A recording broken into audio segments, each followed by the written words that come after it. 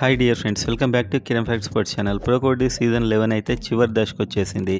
Final వరకు వచ్చింది. ఫైనల్కి Haryana Steelers and Patna Pirates ఈ రెండు టీమ్స్ అయితే వెళ్ళాయి. నేను ముందే చెప్పాను, హర్యానా స్టీలర్స్ ఈసారి ఫైనల్ వెళ్ళడం చాలా ఈజీ అవుతుంది అని చెప్పడం జరిగింది. కానీ ఫైనల్కి వెళ్ళడానికి మాత్రం తీవ్రంగా పోరాడింది యూపీ యోధాతోనే. నిజం చెప్పాలంటే యూపీ యోధా భయపెట్టింది హర్యానా స్టీలర్స్ని.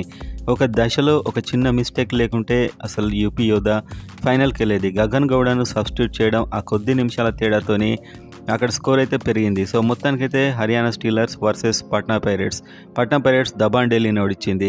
అండ్ ఇదే సందర్భంలో తెలుగు టైటన్స్ గురించి మనం తీసుకుంటే ఈ సీజన్లో 12 విజయాలు, ఒక అద్భుతమైన పర్ఫార్మెన్స్ అని చెప్పొచ్చు. మనం ఇంతకంటే ఎక్కువ ఎక్స్పెక్ట్ చేయలేం. దాదాపు 9 మ్యాచ్లకు పవన్ షరావత్ దూరం ఉన్నా కూడా చాలా మంచి పర్ఫార్మెన్స్ ఇచ్చారు. ఇదంతా కోచ్ కిషన్ కుమార్ హుడా యొక్క గొప్పతనం అని చెప్పొచ్చు, ఒక ఇన్స్పిరేషన్. సో వచ్చే సీజన్ కూడా ఇతడే దాదాపు కోచ్గా ఉంటాడు. అండ్ టీంలో మాత్రం ఖచ్చితంగా ఒక 6 ప్లేయర్స్ అయితే రిటైన్ చేసుకోవాల్సిన అవసరం అయితే ఉంది. వాళ్ళని తీసుకుంటే పవన్ షరావత్ను ఏదైనా ఎఫ్బిఎం కార్డు వాడి విజయ్ మాలిక్ని కూడా తీసుకుంటే ఇంకొక మంచి ప్లేయర్ని కొనడానికి ఛాన్స్ ఉంటుంది. సో ఇదే డిఫెన్స్ అండ్ కార్నర్స్ కొంచెం ఒక రైట్ కార్నర్ తీసుకుంటే సరిపోతుంది. సో అదంతా చూసే ముందు ప్రో కబడ్డీ ఫ్యాన్స్ అంతా వీడియోని గట్టిగా లైక్ చేయండి. Telugu Titans fans and Pro Kabaddi fans and subscribe చేసుకోండి IPL and Pro Kabaddi update కోసం. సో తెలుగు టైటన్స్ ఎవరిని తీసుకుంటే బాగుంటుంది అంటే, ఆల్రెడీ ఇప్పుడు యాక్షన్ అయిపోలేదు, మొత్తం జరిగిపోలేదు, కానీ ఇప్పటివరకు సీజన్ జరిగిన దాన్ని బట్టి నేను చెప్పబోతున్నాను. అండ్ ఇంట్రెస్ట్ ఉన్నవారైతే వీడియోను కంప్లీట్గా చూడండి. ఫస్ట్ మనం చూస్తే తెలుగు టైటన్స్ ఈ సీజన్లో పవన్ షరావత్ 13 మ్యాచ్లు ఆడాడు, కాకపోతే 129 పాయింట్స్ తెచ్చాడు. ఫెంటాస్టిక్ ప్లేయర్, 60 పైన ఉంది స్ట్రైక్ రేటు. సో ఎలాగైనా పవన్ని యాక్షన్కి వదిలేస్తారు, ఎందుకంటే అతడికి ఎంత ధర వస్తుందో అతడే చూసుకుంటాడు ఫస్ట్. ఆ తర్వాత ఎఫ్బిఎం వాడడమా వదిలేయడమా డిసైడ్ అవుతుంది. సో ఇతని యాక్షన్కి అయితే వదిలేస్తారు. ఎఫ్బిఎం కార్డు వాడే అవకాశాలు కూడా ఉంటాయి ఇతనికి. అండ్ కోచ్ కూడా కిషన్ కుమార్ హుడా దాదాపు ఫిక్స్ అని నేనైతే అనుకుంటున్నాను. అండ్ తెలుగు టైటన్స్ ఆడిన ప్లేస్లో అజిత్ పవార్ ఒక లెఫ్ట్ కవర్లో ఆడాడు.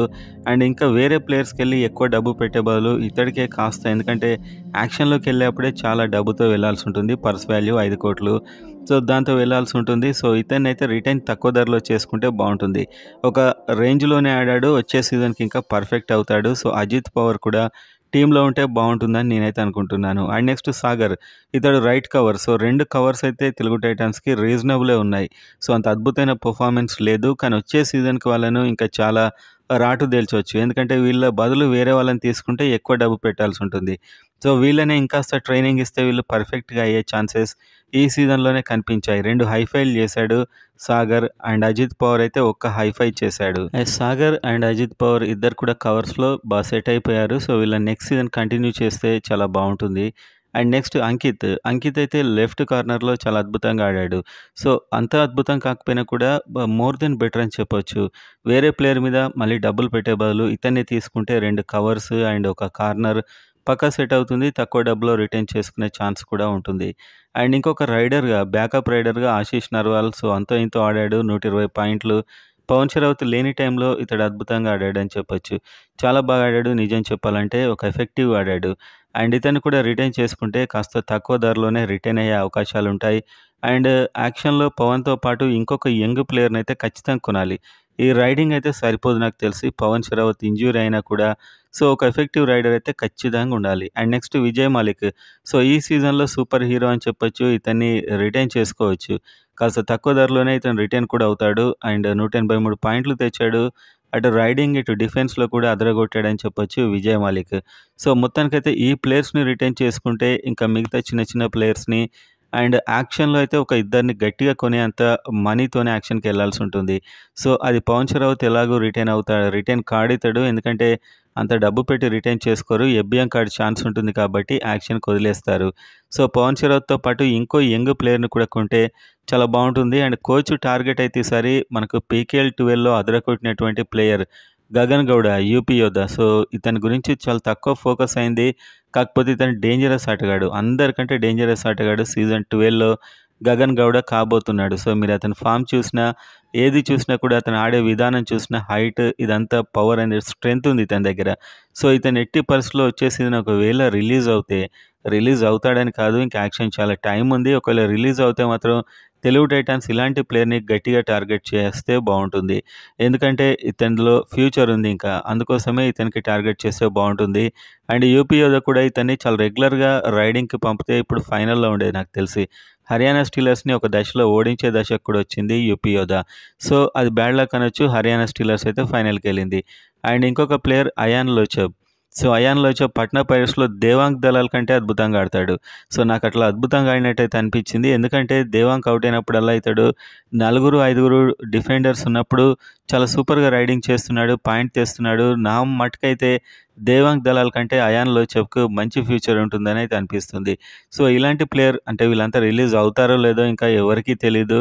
ఒకవేళ అయితే వీళ్ళని టార్గెట్ చేస్తే బావుంటుంది. అండ్ దేవాంగ్ దలాల్. సో, ఇతడు కూడా ఈసారి సూపర్ స్టార్ అయ్యాడు కాబట్టి వచ్చే సీజన్‌లో పవన్‌ని, ఇతన్ని కొనేంత డబ్బైతే తెలుగు టైటాన్స్ దగ్గర ఉండకపోవచ్చు. కానీ ఇలాంటి ఒక ప్లేయర్‌ని తీసుకుంటే మాత్రం టీమ్‌లో పవన్‌తో పాటు ఒక మంచి యంగ్ రైడర్ అయితే చాలా ఖచ్చితంగా ఉండాల్సిన అవసరం అయితే ఉంది. అండ్ అషు మాలిక్ ఎలాగో దబాన్ ఢిల్లీ అయితే రిటైన్ చేసుకుంటుంది. అషు మాలిక్ అయితే రిలీజ్ కాడు. సో, తెలుగు టైటాన్స్‌కి ఇతడు వచ్చే అవకాశాలు లేనే లేవు. ఒకవేళ పవన్ షరావత్‌ని ఏదైనా విడిచిపెట్టాలని డిసైడ్ అయ్యి అషు రిలీజ్ అవుతే కొనొచ్చేమో కానీ లేకపోతే ఛాన్స్ లేదు. అండ్ ఇంకొక ప్లేయర్ భవానీ రాజ్‌పుత్. సో, ఈసారి యూపీ యోధాకి చాలా బాగా ఆడాడు. చాలా సార్లు ఇతడు ఆ యూపీ యోధాని ముందుకు తీసుకెళ్ళాడు. సో, మొత్తానికి భవానీ రాజ్‌పుత్ ఈసారి యాక్చువల్‌గా కొంటారనుకున్నాను. కానీ ఇతన్ని కొనలేదు. చాలా తక్కువ ధరలో ఇతడైతే వెళ్ళిపోయాడు. సో, భవానీ రాజ్‌పుత్‌ని కూడా టార్గెట్ చేస్తే బావుంటుంది వచ్చే సీజన్‌లో. అండ్ పవన్ షరావత్ ఎలాగో మనకు తెలుసు యాక్షన్‌లో అయినా కొంటారు. ఎందుకంటే ప్రతి టీం వాళ్ళ బెస్ట్ ప్లేయర్స్‌ని రిటైన్ చేసుకోవడమో, లేకుంటే ఎఫ్‌బీఎం వాడడమో చేస్తాయి కాబట్టి తెలుగు టైటాన్స్ కూడా తమ బెస్ట్ ప్లేయర్ పవన్ షరావత్‌నైతే ఎఫ్‌బీఎం చేయడమో, రిటైన్ చేయడమో దాదాపుగా చేయొచ్చు. ఎందుకంటే ఇంకా ఫామ్ ఉంది పవన్ షరావత్‌లో బాగా ఆడుతున్నాడు. అండ్ ఆశీష్ నర్వాల్ కూడా తెలుగు టైటాన్స్ మళ్ళీ టార్గెట్ చేసి తీసుకుంటుంది. రిటైన్ అయినా లేకపోతే ఎఫ్‌బీఎం కార్డ్ వాడడమైనా. అండ్ ఇంకా విజయ్ మాలిక్ కూడా రైడింగ్ డిపార్ట్మెంట్‌లో. సో, మొత్తానికి నేను అనుకునేది ఏంటంటే పవన్ షరావత్, ఆశీష్ నర్వాల్ అండ్ విజయ్ మాలిక్ ఈ ముగ్గురి రైడింగ్ డిపార్ట్మెంట్ అయితే ఫెంటాస్టిక్‌గా ఉంది. వీళ్ళతో పాటు గగన్ గౌడ లాంటి ఒక రైడర్ ఉంటే చాలా బావుంటుంది. ఎందుకంటే పవన్ ఇంజ్యూరీ అయినప్పుడు కూడా ఒక్కొక్కసారి ఇది వర్కౌట్ కాకపోవచ్చు. ఈ రైడింగ్ అనేటువంటిది ఆశీష్ నర్వాల్ అయినా, విజయ్ మాలిక్ అయినా. అండ్ ఇంకా ఇద్దరు ప్లేయర్స్ ఉన్నారు. సుధాకర్ పట్నా పైరేట్స్ సంబంధించిన రైడర్. ఈసారి మనకి దేవాంగ్ దలాల్ అండ్ అయాన్ లోచెబ్ మనకి బాగా ఆడుతున్నారు కాబట్టి వీళ్ళనైతే టార్గెట్ చేయలేదు. సో, సుధాకర్ కూడా చాలా మంచి ప్లేయర్. చాలా ఫెంటాస్టిక్ ప్లేయర్ అని చెప్పొచ్చు. అండ్ ఇంకొక ప్లేయర్ సందీప్ పట్నా పైరేట్స్‌లోనే ఉంటాడు. ఈసారి ఇతనికి పెద్ద అవకాశాలు ఎందుకు రాలే అంటే దేవాంగ్ దలాల్ అండ్ అయాన్ లోచెబ్ మొదలైన వారు ఉన్నారు కాబట్టి. సో, మొత్తానికైతే ఈ 10 మంది రైడర్స్‌లో ఖచ్చితంగా తెలుగు టైటాన్స్ అయితే ఒక నలుగురిని తీసుకోవాల్సి ఉంటుంది. ఆ నలుగురు పవన్ షరావత్, ఆశీష్ నర్వాల్, విజయ్ మాలిక్ ఈ ముగ్గురు ఎలాగో ఖచ్చితంగా కంటిన్యూ చేయాలి. అండ్ వీళ్ళని కంటిన్యూ చేయడంతో పాటు నేను కోరుకునేది ఏంటంటే ఒకవేళ గగన్ గౌడ రిలీజ్ అయినట్లయితే ఎట్టి పరిస్థితిలో ఒక 1,00,00,000 పైన పెట్టైన అతన్ని తీసుకోవడానికి ట్రై చేయాలి. సో, వీళ్ళకి వచ్చే సీజన్‌లో ఎంత డిమాండ్ ఉంటుందో మనం ఇప్పుడే చెప్పలేం. అండ్ కోచ్ కూడా దాదాపు కన్ఫర్మ్ అవుతాడనుకుంటున్నాను. క్రిషన్ కుమార్ హుడా. సో, ఈ కోచ్ అయితే ఖచ్చితంగా మంచి రిటైన్స్ చేసుకుంటాడు. మంచి ప్లేయర్స్‌ని కొనే అవకాశాలున్నాయి. తెలుగు టైటాన్స్‌లో ఇప్పటికి కూడా డిఫెన్స్ స్ట్రాంగ్ కావాల్సింది. రైడింగ్ కూడా స్ట్రాంగ్ కావాల్సింది. సో, అయ్యారు ఆల్మోస్ట్. కానీ ప్లే ఆఫ్ వెళ్ళి మ్యాచ్‌లు గెలవాలంటే ఇంకా మనకి పాయింట్ డిఫరెన్స్ కూడా ఈసారి చాలా ఉంది. సో, వచ్చే సీజన్ వరకు ఖచ్చితంగా రాటుదేలుతారని నేనైతే ఎక్స్‌పెక్ట్ చేస్తున్నాను.